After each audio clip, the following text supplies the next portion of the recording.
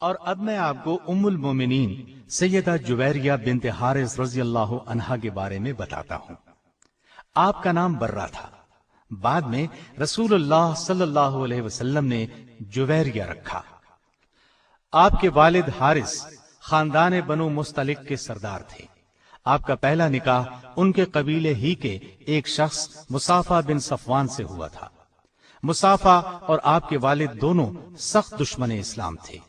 آپ کے والد حارث نے قریش کے اشارے پر مدینہ طیبہ پر حملے کی تیاریاں شروع کی۔ آپ صلی اللہ علیہ وسلم کو خبر پہنچی کہ حارث بن ابو ذرار نے مسلمانوں پر حملہ کرنے کے لیے بہت سی فوج جمع کی ہے۔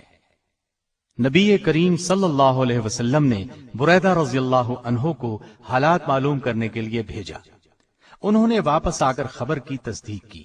رسول اللہ صلی اللہ علیہ وسلم نے صحابہ کو جمع کیا اور جنگ کی تیاری کا حکم دیا۔ چنانچہ 5 ہجری کو مسلمانوں کی فوج مدینہ سے مریسی کی جانب روانہ ہوئی، جو مدینہ سے 9 منزل کی مسافت پر واقع ہے۔ مسلمان فوج نے اسی مقام پر قیام کیا۔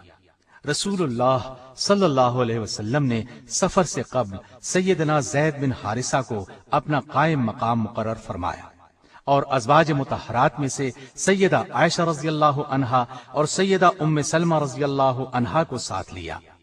اسلامی لشکر نے تیز رفتاری کے ساتھ اچانک ان پر حملہ کیا۔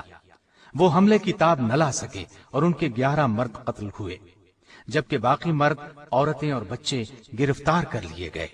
مال اسباب لوٹ لیا گیا۔ 2000 اونٹ اور 5000 بکریاں مال غنیمت میں ہاتھ آئیں۔ چنانچہ انہی قیدیوں میں حارث بن ابو ذرار کی بیٹی برہ بھی تھی، بعد میں جن کا نام جویریہ رضی اللہ عنہا رکھا گیا۔ مال غنیمت کی تقسیم میں سیدہ جویریہ سیدنا ثابت بن قیس کے حصے میں آئی۔ جویریہ کے لیے بحیثیت لونڈی زندگی بسر کرنا مشکل تھا۔ انہوں نے سیدنا ثابت بن قیس رضی اللہ عنہ سے درخواست کی کہ مجھ سے مکاتبت کر لیں، یعنی مجھ سے کچھ رقم لے کر چھوڑ دیں۔ ثابت بن قیس نے 9 اوقیہ سونے پر مکاتبت کر لی۔ ان کے پاس اتنا سونا نہیں تھا۔ انہوں نے سوچا لوگوں سے چندہ مانگ کر یہ رقم ادا کر دیں۔ رسول اللہ صلی اللہ علیہ وسلم کے پاس بھی آئیں۔ آپ صلی اللہ علیہ وسلم نے فرمایا، کیا تمہیں اس سے بہتر چیز کی خواہش نہیں؟ انہوں نے کہا، وہ کیا چیز ہے؟ آپ صلی اللہ علیہ وسلم نے فرمایا، تمہاری طرف سے میں روپیہ ادا کر دیتا ہوں اور تم سے نکاح کر لیتا ہوں۔ تو سیدہ جویریہ رضی اللہ عنہا راضی ہو گئی۔ ادھر سیدہ جویریہ رضی اللہ عنہا کے باپ حارث بن ابو ذرار کا شمار رؤسائے عرب میں ہوتا تھا۔ وہ اپنی بیٹی کی گرفتاری سے شدید متاثر ہوا اور رسول اللہ صلی اللہ علیہ وسلم کی خدمت میں آیا۔ اس نے عرض کیا کہ میں عرب کا ایک سرکردہ آدمی ہوں۔ میرا مقام و مرتبہ اور میری بیٹی کی عزت و آبرو اس بات کی اجازت نہیں دیتی کہ وہ کسی کی کنیز بن کر رہے اور اس طرح ذلت کی زندگی بسر کرے۔ میں اپنے قبیلے کا سردار ہوں۔ آپ میری عزت کا احساس کرتے ہوئے میری بیٹی کو آزاد کر دیں۔ نبی کریم صلی اللہ علیہ وسلم نے فرمایا، آپ اپنی بیٹی سے پوچھ لیں، میں معاملہ اس کی مرضی پر چھوڑتا ہوں۔ حارث نے جویریہ رضی اللہ عنہا کے پاس جا کر کہا، رسول اللہ صلی اللہ علیہ وسلم نے معاملہ تمہاری مرضی پر چھوڑ دیا ہے، اب جو تم کہو گی اسے کر لیا جائے، لیکن اتنی بات یاد رکھو کہ ہمیں ذلیل و رسوا نہ کرنا۔ اس پر سیدہ جویریہ رضی اللہ عنہا نے فرمایا، میں رسول اللہ صلی اللہ علیہ وسلم کی خدمت میں رہنے کو ترجیح دیتی ہوں۔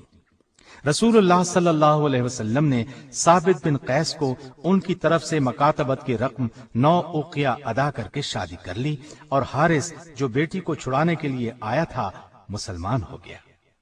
رسول اللہ صلی اللہ علیہ وسلم نے جویریہ رضی اللہ عنہا کو آزاد کر کے اپنی زوجیت میں لے لیا۔ جب صحابہ کرام رضی اللہ عنہم کو یہ بات معلوم ہوئی تو انہوں نے بنی مستلق کے قیدیوں کو آزاد کر دیا۔ انہوں نے کہا، اب یہ لوگ رسول اللہ صلی اللہ علیہ وسلم کے سسرالی رشتہ دار ہیں، ہم انہیں قید میں نہیں رکھ سکتے۔ اس طرح بنی مستلق کے 100 گھرانے آزاد ہوئے۔ ام المومنین سیدہ عائشہ رضی اللہ عنہا فرماتی ہیں، میں نے جویریہ رضی اللہ عنہا سے زیادہ کسی کو اپنی قوم کے حق میں بابرکت نہیں دیکھا جن کی وجہ سے ایک دن میں 100 گھرانے آزاد ہوئے ہوں۔ مستدرک حاکم اور ترمذی کی روایتوں میں ہے کہ سیدہ جویریہ رضی اللہ عنہا فرماتی ہیں، میں نے نبی کریم صلی اللہ علیہ وسلم کی آمد سے 3 رات پہلے خواب میں دیکھا کہ چاند یثرب سے چلا آ رہا ہے اور وہ میری آغوش میں آ گرا ہے۔ میں نے یہ بات لوگوں کو نہیں بتائی یہاں تک کہ رسول اللہ صلی اللہ علیہ وسلم تشریف لائے۔ جب ہم قیدی بنے تو مجھے اس خواب کی تعبیر نظر آنے لگی، چنانچہ آپ صلی اللہ علیہ وسلم نے مجھے آزاد کر کے اپنی ازواج مطہرات میں شامل فرما لیا۔ جب آپ نبی اکرم صلی اللہ علیہ وسلم کے نکاح میں آئیں اس وقت آپ کی عمر 20 سال تھی، وفات کے وقت عمر 65 سال تھی اور آپ نے ربیع الاول 50 ہجری میں انتقال فرمایا۔ ایک روایت کے مطابق انتقال 56 ہجری میں ہوا۔ مروان نے نماز جنازہ پڑھائی اور جنت البقیع میں دفن کی گئیں۔ آپ صرف چند احادیث کی راوی ہیں۔ اللہ تعالیٰ کی ان پر ہزارہا رحمتیں ہوں۔